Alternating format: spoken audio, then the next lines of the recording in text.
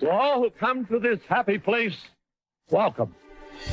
What is it about Disney that makes us happy? Is it the magical whistle as your ticket is scanned at the main gate? Is it the seafaring smell of pirate water? Or is it charting a course to a land where you may never grow up? Whether it's singing a familiar song, watching a movie, or riding your favorite attraction for the 100th time, Disney undeniably has a way to warm our hearts, believe in magic, and bring joy into our lives. This is Main Gate Magic, a podcast where we break down and discuss the infectious happiness, delight, and thrill of all things Disney.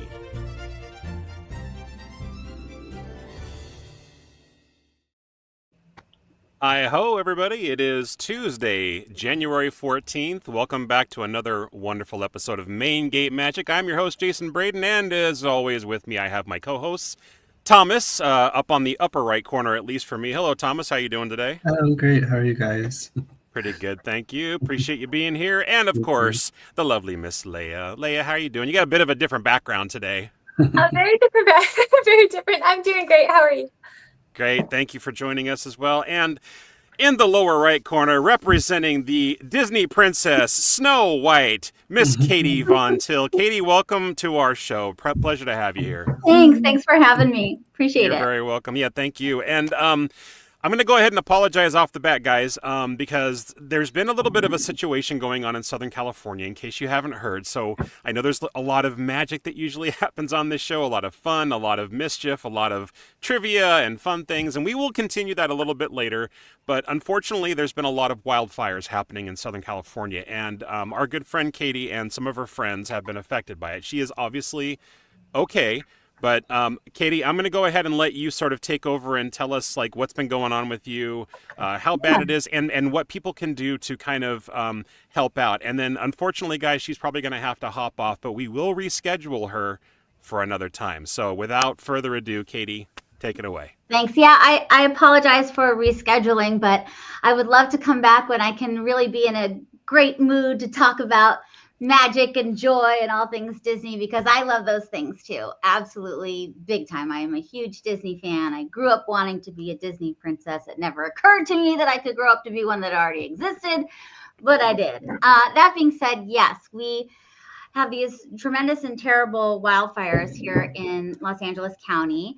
I myself was evacuated mandatorily for the Sunset Fire. My house is fine. I'm clearly in it. Oh, thank you, Patricia. Appreciate that. I'm fine, and but unfortunately, a lot of my friends are not fine. I have several friends whose homes burned to the ground.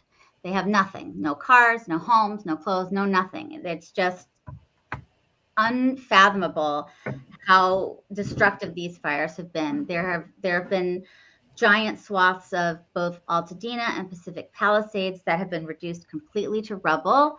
Also, don't be fooled. I know there's a lot of like multi-million-dollar homes in the Pacific Palisades and crazy fancy, celebrities and whatnot, but there's also just run-of-the-mill apartment buildings with working class people who have really just suffered tremendous loss and tragedy during this last, I guess we're coming on a week now.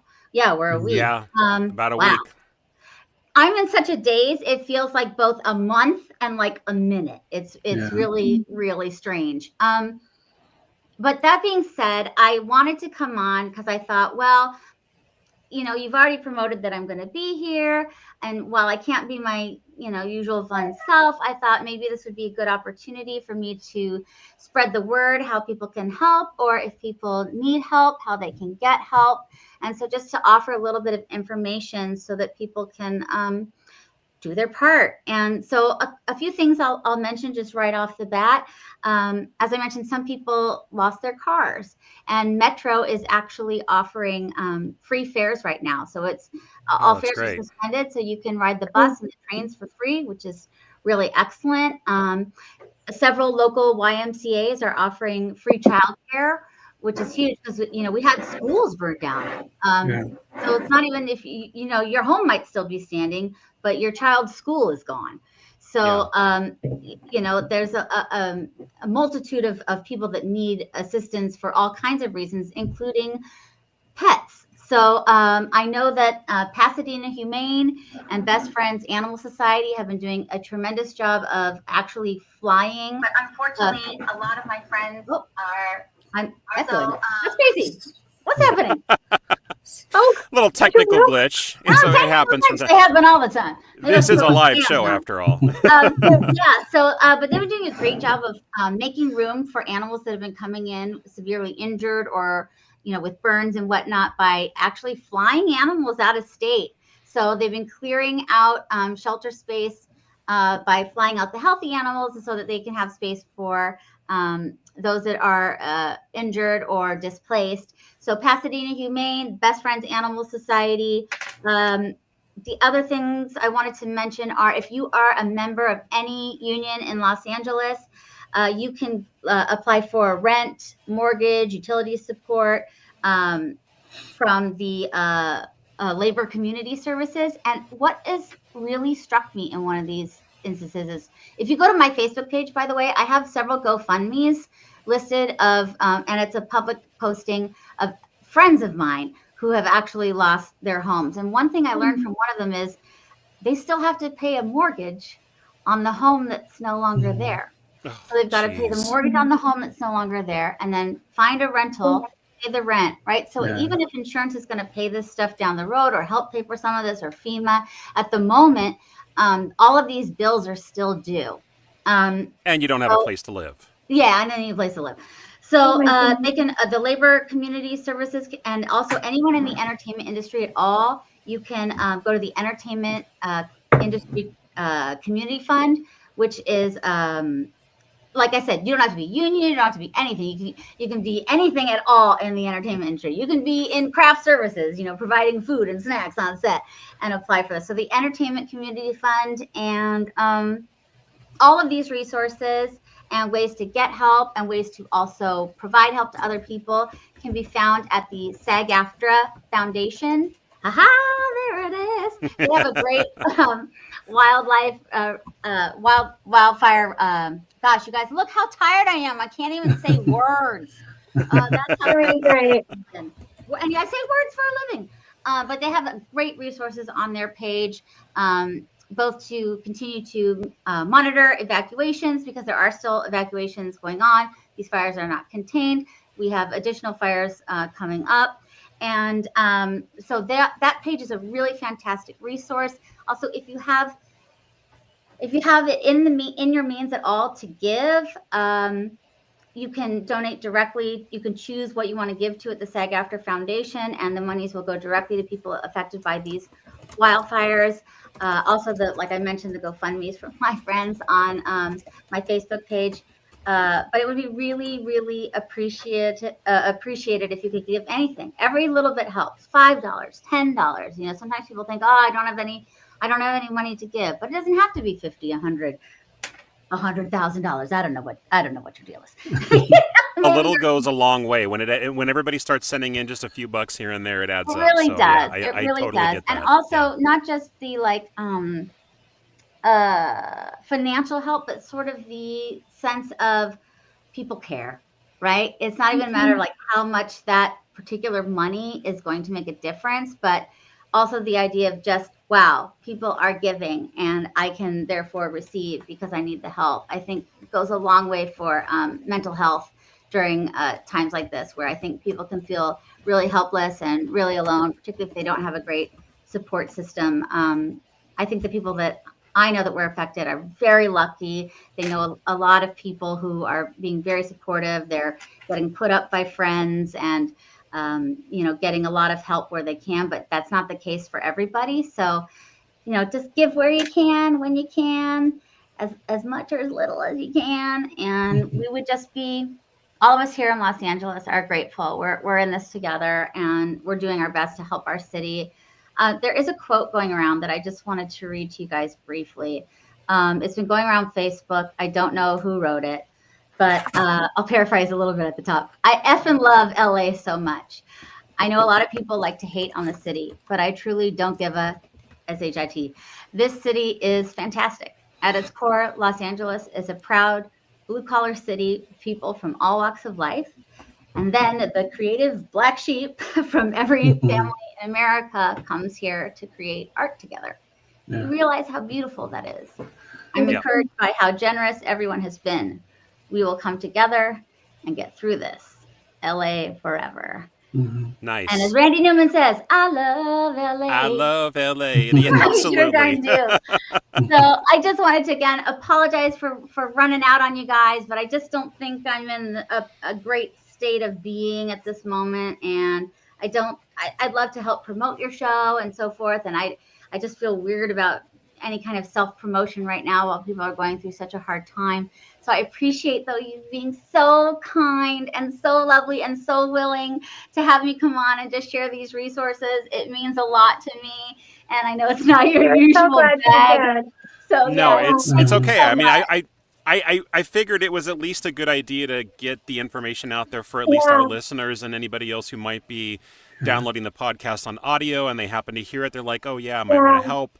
I mean, every little bit helps. I always feel like even if it's just like one or two people that we reach, it's made a difference. So thank you for sharing all of the information and giving your resources and spending just whatever time you had today to be able to give that information. And we will have you back soon. I mean, Jason, I'm a fan. You're a great guy. We did a panel together. He's fantastic. Yeah. I'm just meeting Leah and Thomas, but you guys are great. And I'm super excited to come back when my brain is functioning and hopefully the world is in a better place. But thank you so much for having me. Really quick question. Are you still going to be going to MouseCon this coming weekend? I am going to Mouse again. I don't want to promote too much, so I haven't posted really about it. So I just wanted to ask you that before we left. It isn't on my socials because I'm not promoting, just because I'm trying to save I'm trying to save the algorithm for things that are not about me right now. But yes, I will be at MouseCon Bakersfield this weekend. I'm really looking forward to it.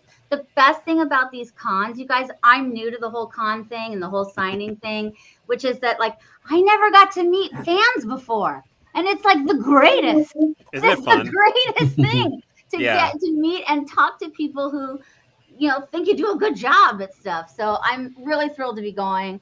And are you going to be there? I'm going to be there. Fantastic. I'll even see if Steve will let me moderate your panel again.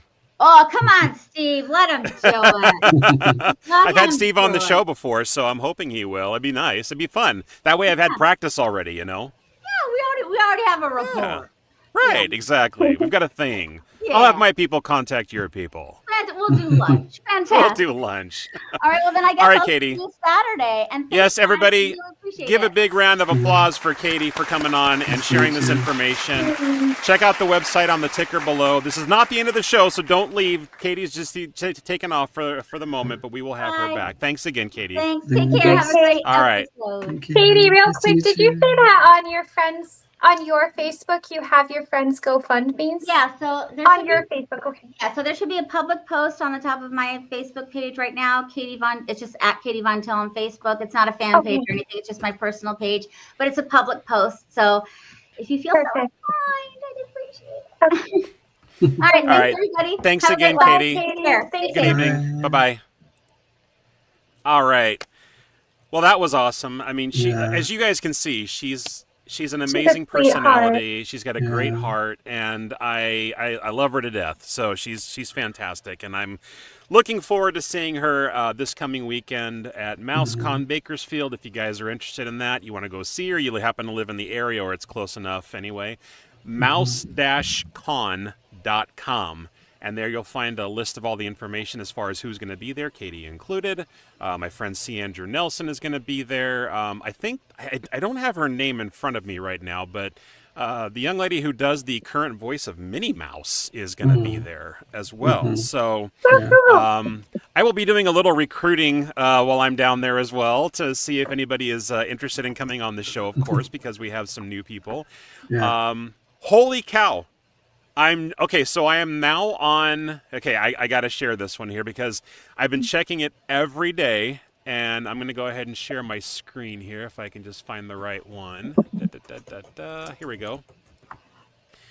MouseCon Bakersfield. Now, there was a few people that were on the list already, but this person apparently was just added, and I'm very excited to see that Mr. Jim Cummings is going to be at Bakersfield MouseCon. I got to meet him later last year at a convention in Concord.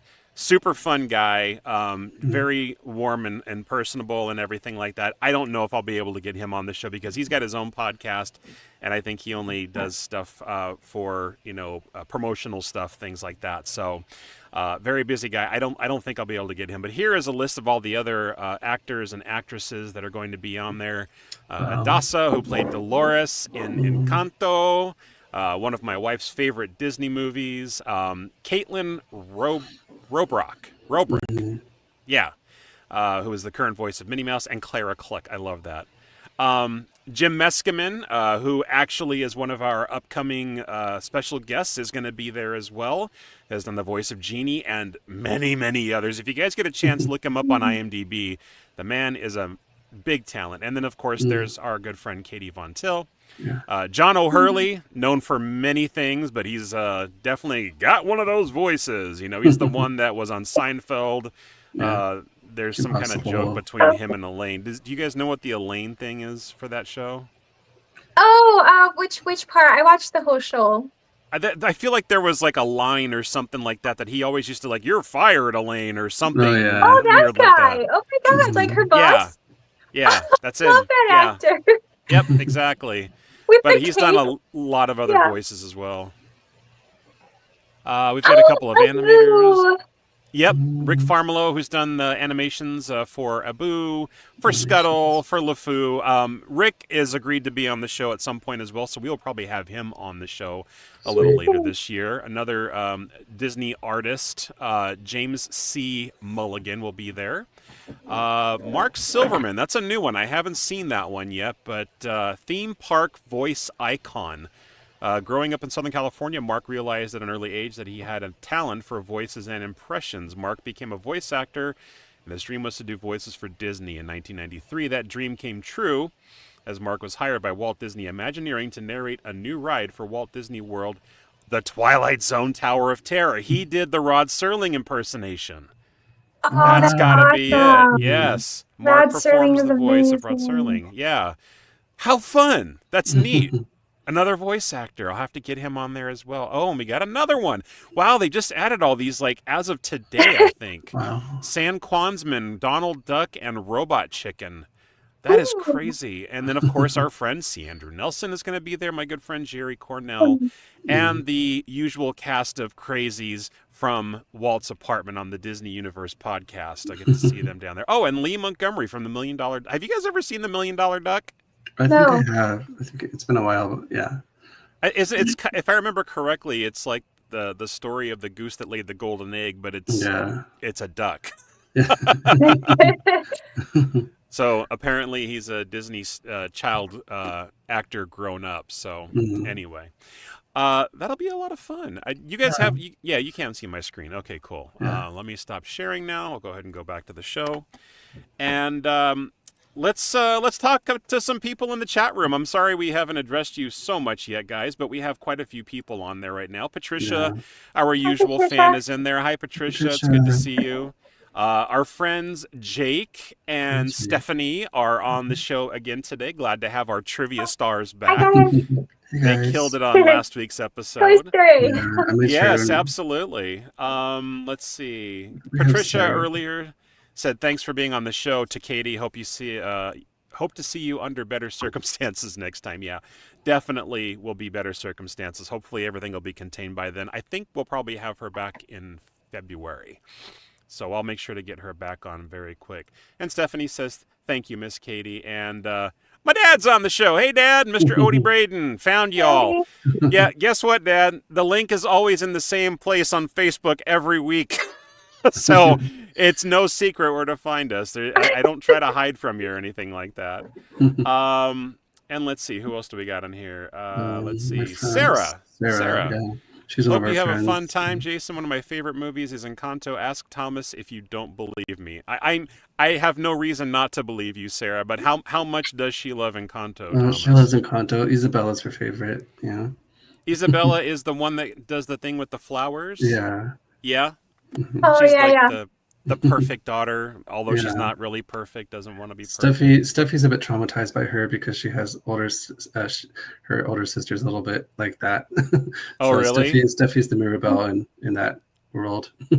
But you see, Yeah. Mirabelle has powers, even though they may not be powers, magical powers.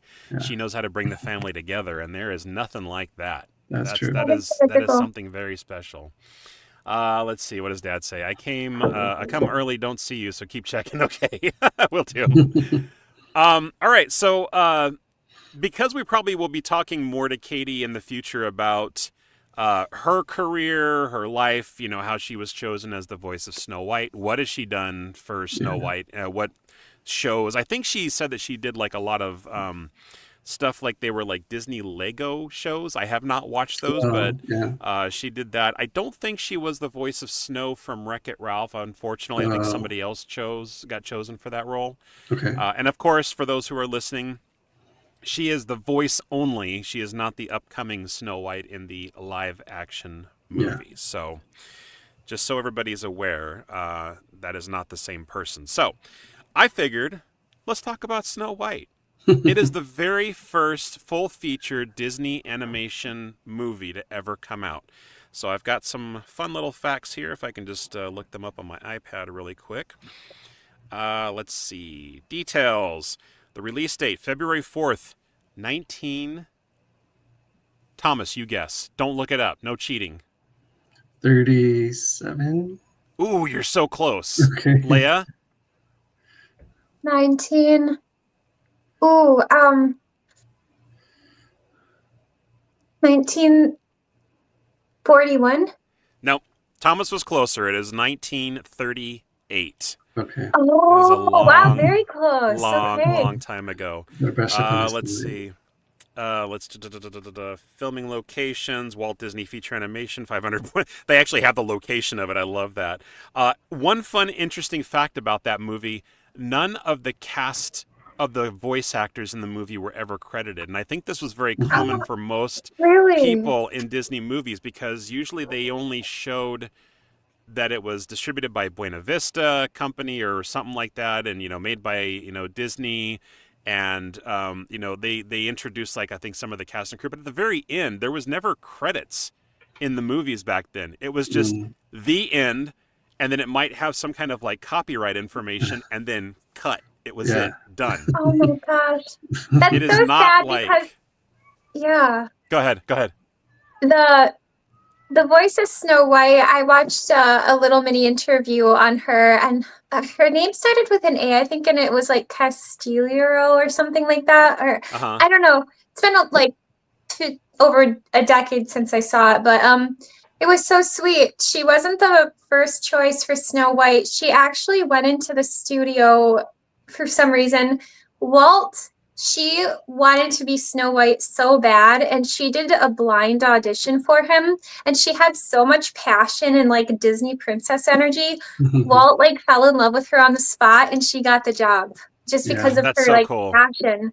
And I love they it. showed her in the interview. She was like mid 80s, almost 90, and she was playing on her little piano and singing Someday My Prince Will Come, and she still was obsessed with being Snow White. It was so beautiful. I love it.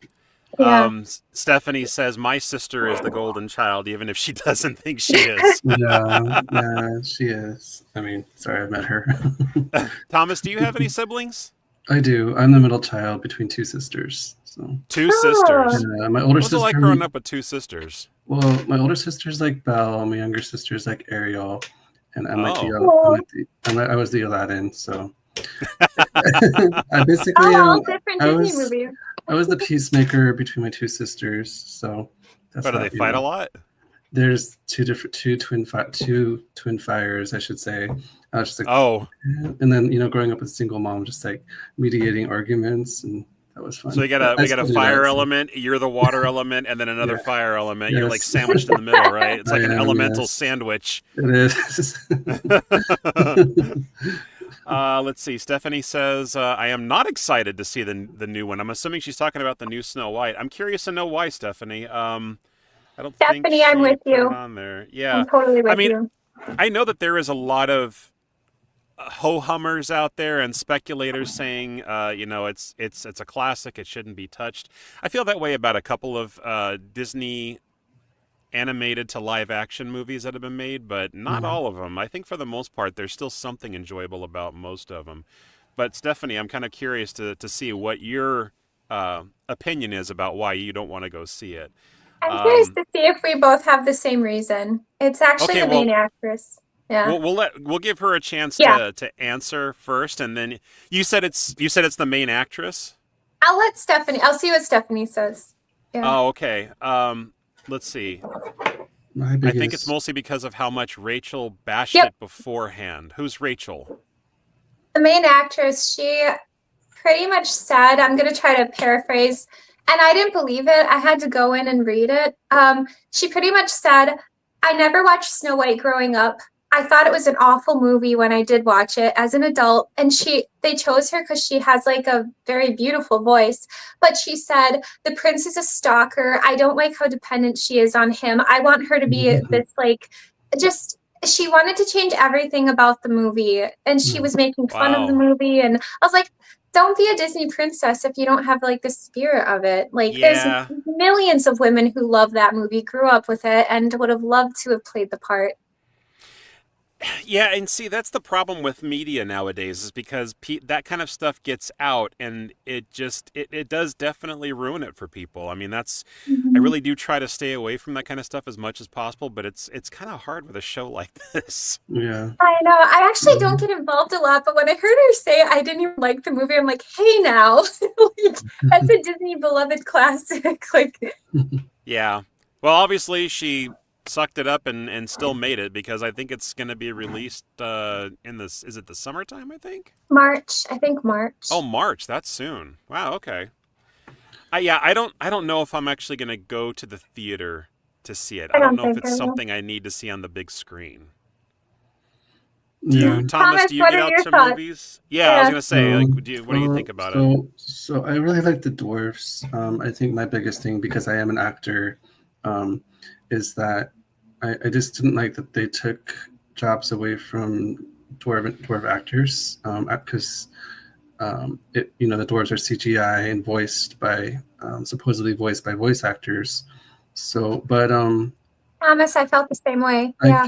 I guess the other thing is, like, I can appreciate that they wanted to get the dwarves right. So I'm not defending that they didn't cast actual actors, but I do also understand the want to get the dwarves right. It's really annoyed me when the dwarves in other retellings of Snow White in a live action sense are either renamed or the wrong colors, or just, I don't know. I don't like that. I don't like that at all. Like when I watched Maleficent, I really just disliked that the three fairies' names got changed in the live action version. So I'm just a stickler for like original. Get it right if you're going to retell it. Yeah. Can you also kind of see it from the new spectrum, though, that it's the retelling of the same story, but just for a new generation? Right, yeah. I could see that as well. Yeah, because I know that's the reason why they do this kind of stuff, is because they want to redo it for all the kids that just don't understand, like why does this cartoon look so horrible?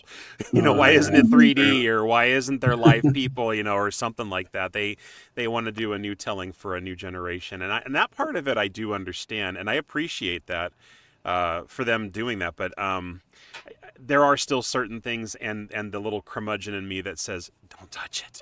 Just don't touch it. Leave it alone. Just don't touch. Don't touch.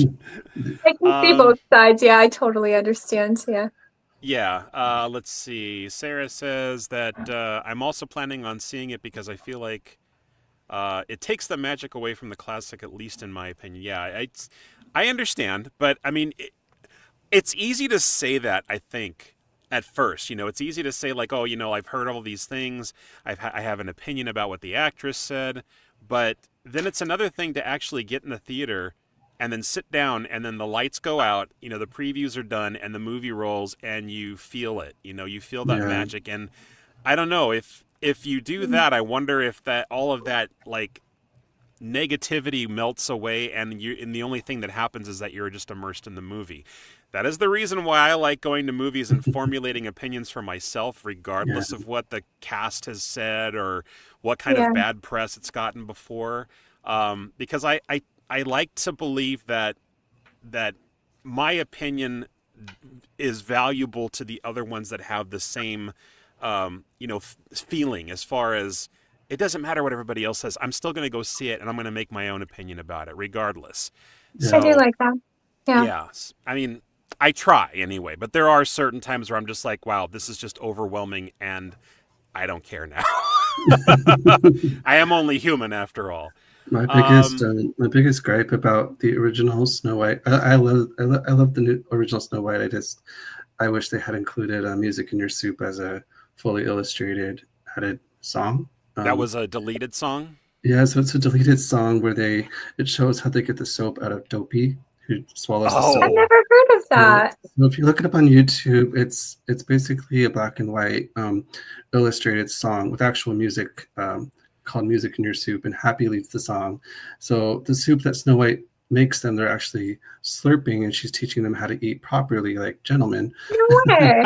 and then they figure out, oh, why is Dopey hiccuping? Oh, it's because he swallowed the soap. And then Happy is like, okay, hold him, man. And then I think he like jumps on Dopey and like the soap comes out. It's just really funny. I'll have to look it up later. Gotta love the physical gags. Okay, more importantly now, let's see. I'm gonna put this comment up from Stephanie, and you tell me if this is true or not, Thomas. When Thomas and I Disney bounded at Disney World, he was one of the tallest people playing a dwarf. You played one of the 7 dwarves when you went to Disney World? I played Happy because when I watched it, my favorite color was yellow, and Happy has a yellow hat. So when we went to Disney World, I Disney bounded as Happy, but I looked more like just like a redneck kind of guy. I don't know, with a beard. I have pictures I can share next time. And she says, and me being 4'10",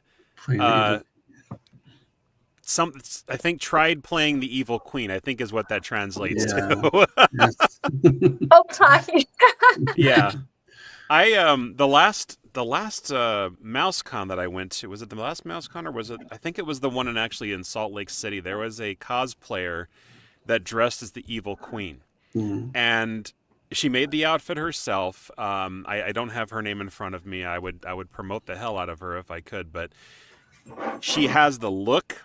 The costume is spot on. It looks very realistic. It almost looks like she could be the evil queen walking around the park. Yeah. And it wasn't just the costume and the face. She had the attitude as well.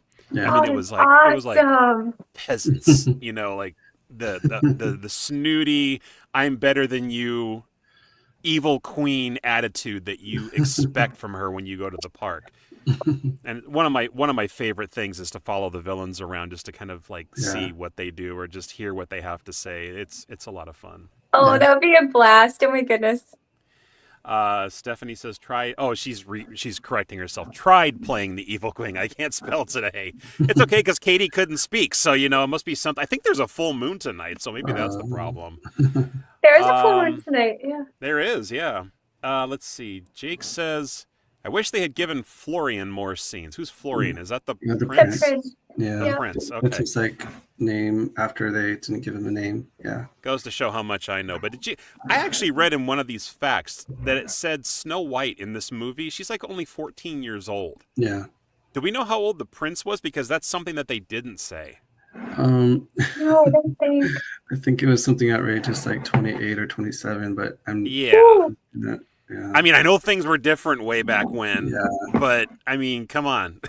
Yeah, you could tell that they were definitely. It was the very first. They were getting their feet wet with a new concept with the movie. I mean, you have color. You have. You could tell it was very like storybook to movie, and not a lot of. Oh man, I thought they did do a very good job though of making it movie-esque. It just wasn't as clever as almost like the Renaissance movies or the later one. Yeah, very much so. And there's a few other like trivia facts on here, but I wanted to kind of go over the box office results because they actually have that. And I'm just getting this from IMDb, you guys. This is not like any special research or anything like that. The budget was almost about $1.5 million estimated, which is very low for today's standards, but for 1938 or maybe 1935, because what did it take them, like 3 years or something like that to make, I think? That's a lot of money for back then. The opening weekend in U.S. and Canada was a little over $6 million, and that was as of July 17th, 1983. And wait. I guess that's when they got that factoid, and then the overall gross worldwide was almost $185 million. So, yeah, wow. lots of money back then, and I'm sure what helped Walt do everything else that he needed to do for the studios and everything. I mean, it was a success, a huge success. All right, so I want to get onto some trivia because some of this stuff is kind of fun and crazy. And I'm just going to kind of read stuff and we can talk about it. There's like 50 different things on here, but I'm not going to go over every single one. Obviously, we just don't have enough time for that.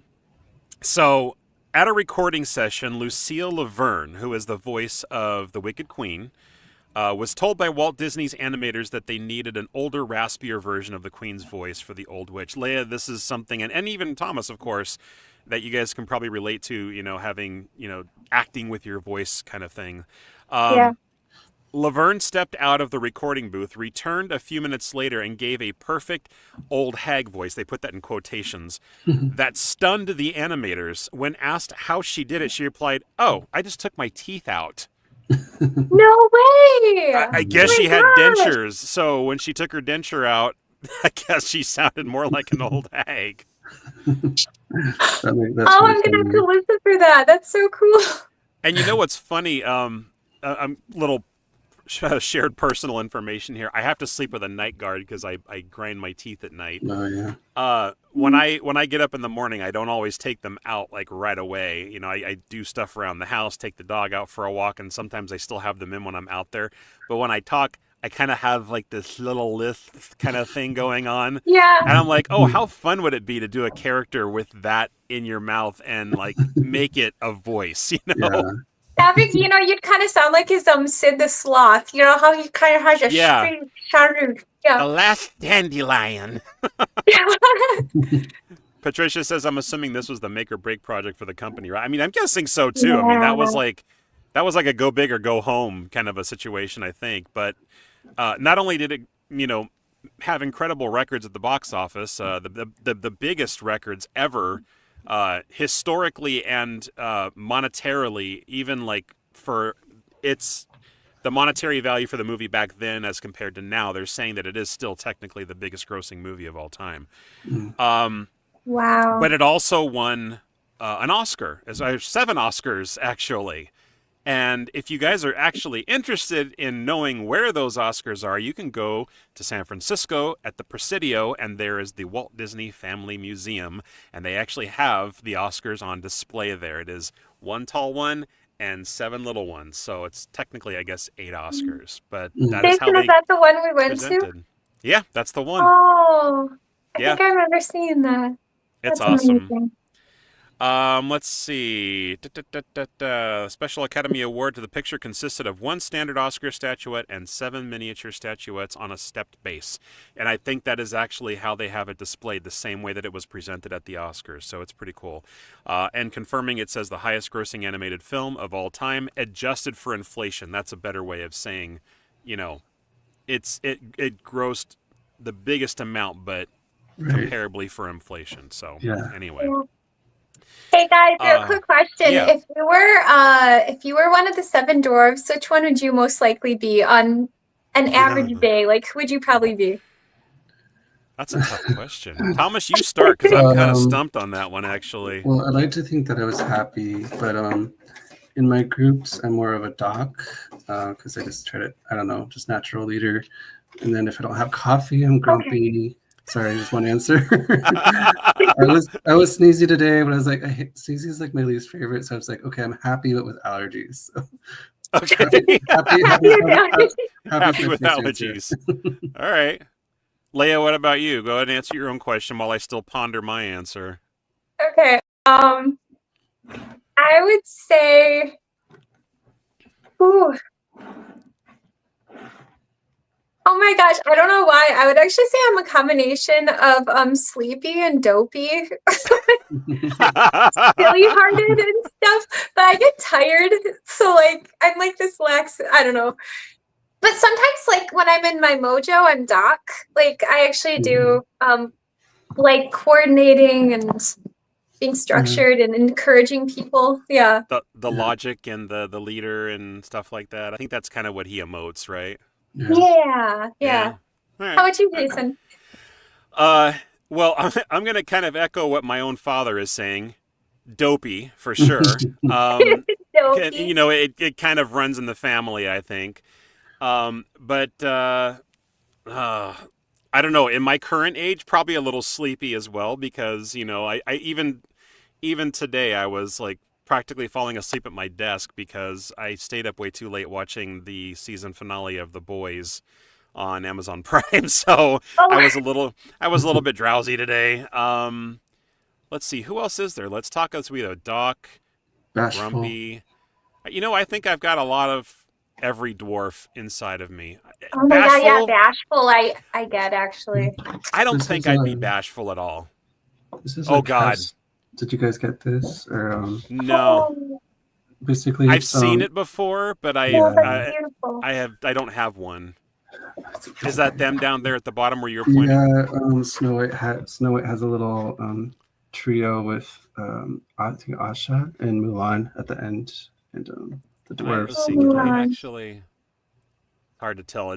I wish if I paid more money, I could probably get the high resolution version for you all to see that. But just what was that short called? It was the Disney. It was called Disney Once Upon a Studio. Yeah. Yeah. Disney Plus. Yeah. And a wonderful, wonderful short that literally shows almost every single Disney character ever made, and it was incredible. And I want to say it was like only about maybe 10 or 15 minutes long, right? Yeah, watch it with a box of tissues if you're prone to crying. My God, yes, I was getting to that. It definitely will make you shed a tear. Yes. Only I'd say if you have any sort of love for Disney magic. If you do, it's definitely gonna, bring a tear to your eye. Yeah. Let's see. Let's get some more answers here. Maybe bashful, Stephanie says. Sleepy and dopey, I think. Bashful, huh? Okay. That's one thing I can't say that I would not be bashful. I used to be bashful. Yeah, I used to be bashful like many, many, many, many years ago. But, then I got married, had kids, and the rest is history. So that's how it works. Sarah says, I can relate to sleepy because I'm always tired. Yeah, perfect. Absolutely. And let's see. Patricia says that was a cute short. Yeah, that was a very, very cute short.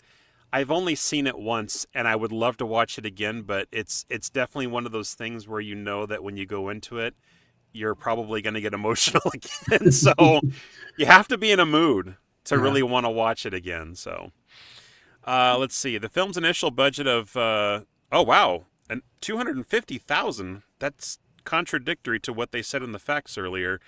was 10 times the average budget for one of the studio's Silly Symphony shorts. As it transpired, the final budget was in excess of $1.4 million. Okay, so it exceeded its budget, unfortunately, but to its own success, obviously.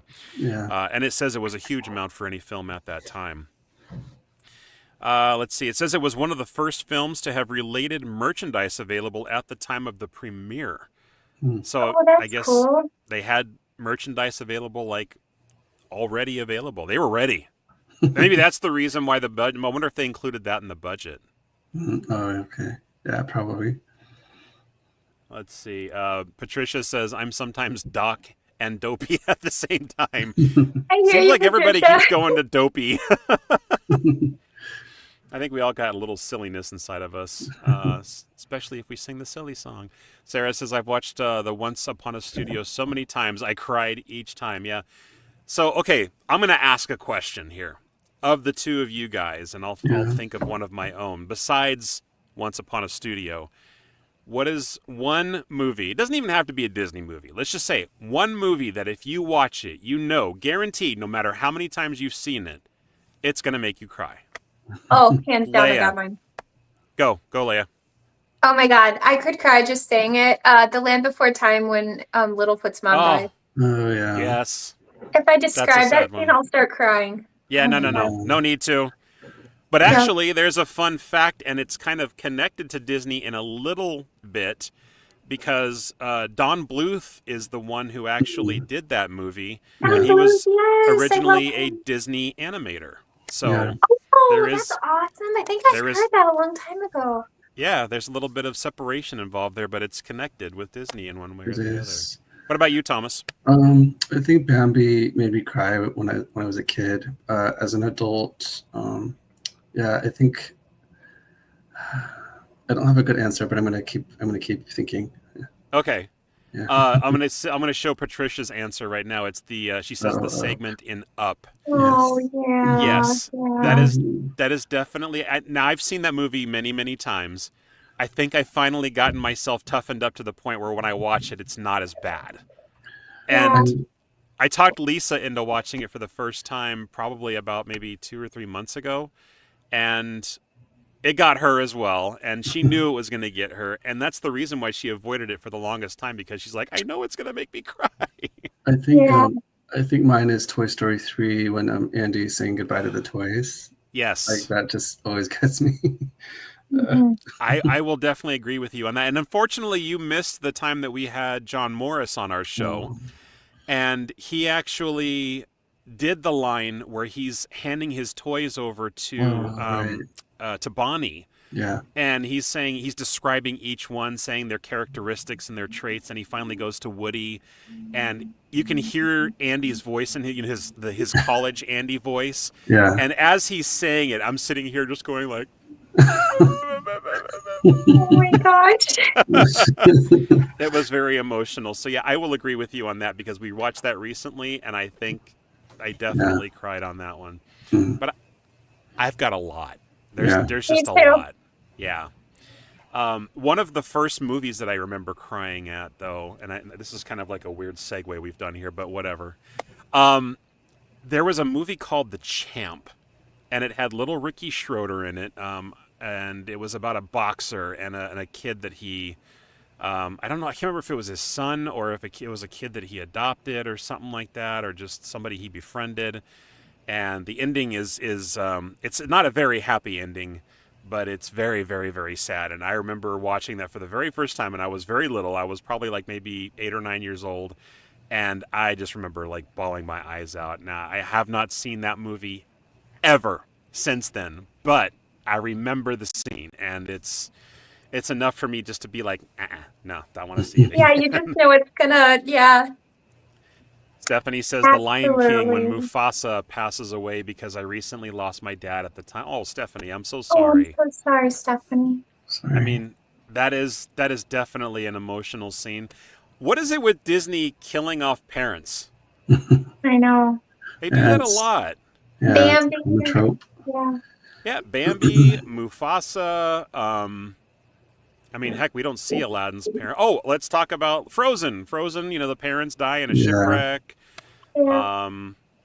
Did it make you guys cry? And this one made me cry so much when I was little. The Fox and the Hound, when the old woman drops Todd off the fox and she drives away, and he's just she takes off his collar and she does it because he's a wild animal, but he's like so devastated that she left him.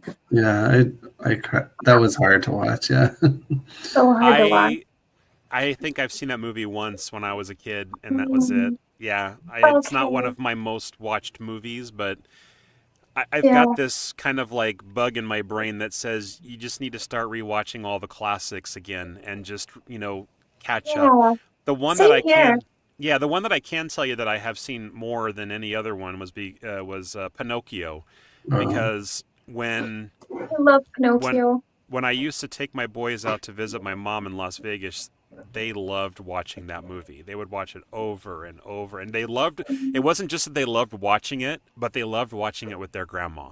And that was like the sweetest thing. So, I mean, I every time that I okay, where are the boys now? Oh, they're upstairs in the bedroom and they're watching Pinocchio with your mom. I'm like, oh, okay, that makes sense. Jason, I share that my grandma, us grandkids would go to her house, and we would watch Pinocchio almost every night with her in the living room before bed. So it's like a very special grandma bonding time. Yeah, totally get that. I love that those kind of things can just plant those memories in our brains, and it's like we seemingly never forget them. Yeah, that's the magic. That's the magic. That's what I love about it. Patricia, all right. Patricia knew. What's that? I showed you that she cried as well. Yeah. Yeah. Yep, she did. All right, let's see. Okay, I haven't even read this one completely yet, but this one looks interesting. The original design for Snow White was done by the artist behind Betty Boop, giving her pouting red lips, long eyelashes, and a glimpse of her ankles, causing her to look more like a flapper than a demure princess. Walt Disney threw this out as he wanted Snow White to be wholesome, innocent, and clothed. Good call, Disney. In a peasant-style dress rather than being sexy. I think that was a good decision. The original 12-inch by 10-inch artwork was kept by one of the animators and held by his family until it was put up for auction in August of 2014, when it was expected to make £15,000. I guess it was in Europe or London maybe, but was sold for only £2,793. I guess the value wasn't as high as they had hoped it would be. But somebody's got it out there. I wonder if there's something online for that. I've never even heard of that. Yeah. But it makes me wonder how many iterations she went through. Yeah. I just saw that on TikTok, actually, exactly what you said. And when you look at Betty Boop and Snow White, you can totally tell it's the same artist. The hairstyle, the round face, it looks very similar. Oh, okay. Yep. Mm-hmm. Sarah says, for me, it was the third Little Mermaid when we get the story of what happened to Ariel's mother. Have to confess, I haven't seen that one. I think I saw the second one, but... I love the second one. Yeah. Did you? Yeah, but I am going to say, if we're talking about stories and that make us cry, but in the live action Beauty and the Beast, when Belle's father is singing the song and he's tinkering with the toys and everything, and it's talking about his wife. Yeah. Niagara Falls. Yeah. I mean, you can't help it. I love that song too when he sings it. It's beautiful. The film was, then we're going back to Snow White here. The film was also going to include all three of the Queen's assassination attempts. Apparently, she was hated by a lot of people. Poison comb. How do you poison a comb? Bodice suffocation. This is dark. And I thought that like the haunted forest was scary, and the poison apple. So this is the Queen's assassination attempts on Snow, I guess. Yeah. Okay, that makes more sense. I don't know. For some reason, the way they wrote that, I thought like the assassination attempts on the Queen, but it was her assassination attempts. But eventually streamlined it to just the apple instead. Up until very late in production, just the bodice was cut, with the comb remaining. Do you guys remember anything about a comb? I do not. No, I don't don't. either. Again, have to rewatch this stuff. I just this. Yeah. I wonder how much these are, because there are. If you go to IMDb and you look up the quiz section and you find the movie that you want to get quizzes on, they have at the bottom of each one of these things a little thumbs up that says, "Oh yeah, this was helpful," and that one, most of them are in like the high 80s or like low 100s. This one was 114, so I don't know if that means that it's fact checked or not. But there's also a thumbs down. There's 2 of those in there too. So I don't know if that means that people say, "Nah, sorry, that's BS," but who knows? Yeah. Let's see. What time is it here? We've got a few minutes. I'll do one more. This is the bar of soap one. Okay. When the dwarves bathe, Dopey swallows a bar of soap. A sequence showing how they got the soap out of him was filmed as a pencil test, but was not included in the film. I think this is what you were talking about, right, Thomas? Mm-hmm. It was later shown in The Plausible Impossible in 1956, along with a pencil test segment for the deleted song, The Music in Your Soup.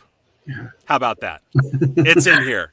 That's amazing. That's proven great. fact. Yeah, I love it. Yeah, definitely need to rewatch that one. So I'm sorry. Are you guys? You think you will go see it in the theater, or are you just going to wait until it comes out on Disney Plus? I think probably Disney Plus. I don't even know if I'm going to watch it. My curiosity is going to get the best of me. Of course it is. I'm going to watch it. Yeah. I feel like I'm going to go watch it in the theater just because, I feel like part of being a Disney fan is still giving things at least one chance, and then deciding, like you said before. So. Well, you're kind of contributing to, the success of the industry as well. Not just, the movies that they make, but I mean the film industry in general, I think. So, I mean, it's a thing. I think it's a thing anyway. Let's see. We got a couple more final comments before we wrap it up. And Patricia is saying, when I worked at a movie theater, sad movies were hard, especially if we watched them on breaks, filling popcorn buckets and bawling. It's so good, I promise. Why isn't there a TV show about that? I know. Thank you. That would be so cool. It would be. Wait, what would be? I didn't hear. What? It's what do movie theater workers do when people are not watching them? Just. You know what it should be?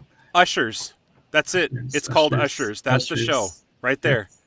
I used to work at a movie theater. I'm like, I would love to watch something like that. That would be hilarious. That would be. Stephanie says, when I did the Snow White show back in elementary school, we did the comb and apple attempt. Oh, okay. So Stephanie is aware of the comb. Wow, I had no idea. Stephanie is full of fun facts. I'm not sure. Yeah, hey, should have her on the show someday. Stephanie, would you want to be a special co-host on the show someday? Put your answer in the comments. She says, I might watch it in theaters if I have the money, but not sure. Okay. She says, I can tell you I worked at a movie theater. It's a fun experience. I love it. It's definitely got its downsides, but the benefits are amazing. Just like working at Disneyland, I'm sure you get to go in and you get to watch free stuff. And that's so cool. At least when I worked there, you got to have free popcorn, but it was like the little child-size cups that you could only fill. So, oh my God, here's the response. Yes, yes, yes. I would love to help co-host. All right. Well, we'll definitely keep you in mind, Stephanie, for a future episode. I love having as many people as we can on here because it's always fun just to bounce more stuff off. And regardless of the fact that we didn't have our special guest on the entire show, I still had a great time. This was a lot of fun. This was wonderful. And I want to close with one joke. It's kind of bad. It's clean in the sense that it doesn't have any dirty words, but it's kind of a sort of hidden dirty joke. And it's one that I've known ever since I was little. And the joke goes something like, "Did you hear about Snow White's raging party last weekend?" No. She woke up feeling dopey. Oh yeah. Oh my God. I know. There's a lot of innuendos in that. I'll let you guys use your imagination before we close out That's here. not just a one-part joke. No, it's not. And I actually cleaned it up a little bit for the show. So I'm pretty sure the question has a little bit more of an insinuation to it than what I put in there. But again, we'll let you guys actually. Even my dad loves it, and he loves jokes too. So, and Stephanie is rolling on the floor laughing, and Patricia says, "LOL. Hope you have a great night." Thank you, Patricia. Thank you to all of our guests who are actually in the chat tonight. It was wonderful to have you all back today. Thomas and Leia, again, thank you for your contributions to the show. Wouldn't be Main Gate Magic without you guys. And look forward to a show next week on Tuesday, but likely without me. Either Thomas or Leia will be hosting the show. Lisa and I will be at Disneyland for that week. And Thomas, yes, we need to schedule a meetup. We do. We need to schedule a meetup. Yes, I've got your information, so we'll contact you, find out what days you're working, and we'll come harass you wherever you're working. Sounds good. Might low key give you a discount. We'll see. Better than the annual pass? Currently, yes. Oh. Yeah, but I'll tell Lisa about that. She'll definitely take advantage of that. She'll start shopping tonight. What kind of merch do they got going on tonight? All right. Well, thanks everybody again for listening. If you want to find out more about Main Gate Magic, look us up on Instagram, on Facebook, YouTube, TikTok, and of course, all of the usual podcast sites like Apple Podcast, Amazon Music, Spotify, and podcast networks. My name is Jason Braden. Thanks again for listening again to everybody who is on the show still and tuning in. We'll see you next week. Talk to you later. Bye-bye.